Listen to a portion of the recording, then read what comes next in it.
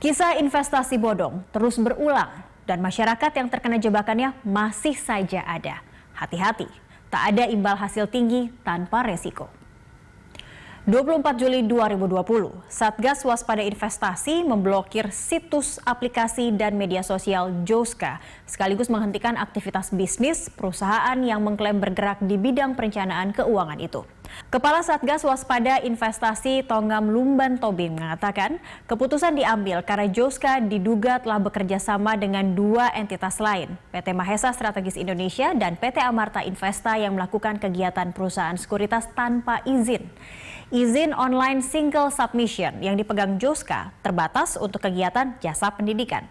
Artinya Joska bahkan tidak punya legalitas memberi nasihat kepada klien mengenai penjualan atau pembelian efek untuk memperoleh imbalan jasa. Lalu apa peran perencana keuangan? Perencana keuangan bekerja sama dengan klien membantu merencanakan investasi klien untuk mencapai tujuan klien ke depan. Chairman dan Presiden Asosiasi Perencana Keuangan atau International Association of Registered Financial Consultant Indonesia, Aidil Akbar Majid menyampaikan, perencana keuangan independen dan firma perencana keuangan tidak terkait atau terafiliasi dengan institusi atau produk keuangan manapun. Perencana keuangan juga tidak dalam kapasitas mengelola uang nasabah atau melakukan transaksi jual beli portofolio nasabah. Untuk dapat mengelola uang nasabah dan transaksi jual beli dibutuhkan lisensi khusus, yaitu wakil manajer investasi dan wakil perantara pedagang efek yang bekerja di perusahaan efek. Pemilik dua lisensi ini tidak bisa menyebut dirinya independen.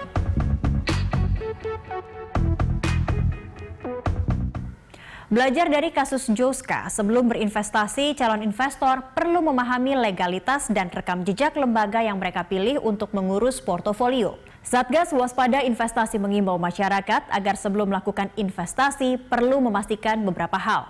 Pertama, memastikan pihak yang menawarkan investasi mengantongi izin dari otoritas yang berwenang sesuai dengan kegiatan usaha yang dijalankan. Kedua, memastikan pihak yang menawarkan produk investasi memiliki izin dalam menawarkan produk investasi atau tercatat sebagai mitra pemasar. Kemudian, pastikan penawaran investasinya logis alias masuk akal. Jumlah kerugian masyarakat akibat investasi bodong selama 10 tahun dari 2009 hingga 2019 mencapai 92 triliun rupiah. Catatan Satgas Waspada Investasi ini boleh jadi hanya fenomena gunung es, tidak menggambarkan situasi yang sesungguhnya di masyarakat.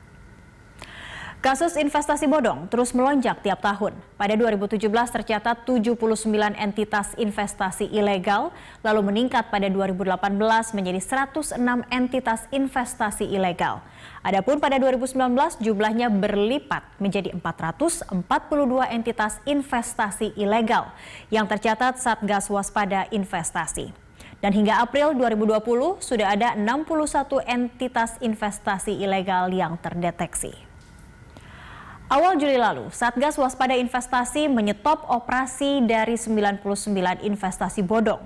Jenis penipuan ini menawarkan imbal hasil yang tinggi dan tak wajar tanpa resiko sebagai modus busuk untuk menjerat warga. Memberantas tawaran investasi ilegal yang terus bermunculan tergolong sulit. Ketika satu aplikasi diblokir, muncul aplikasi serupa dengan nama berbeda. Satgas Waspada Investasi sendiri pernah meminta Google untuk memblokir kemunculan aplikasi-aplikasi ilegal, namun Google tidak bisa melakukannya lantaran sistemnya open source. Selain itu, yang utama adalah sepanjang masih banyak warga yang mudah termakan iming-iming imbal hasil besar, dalam waktu cepat, investasi bodong akan terus ada.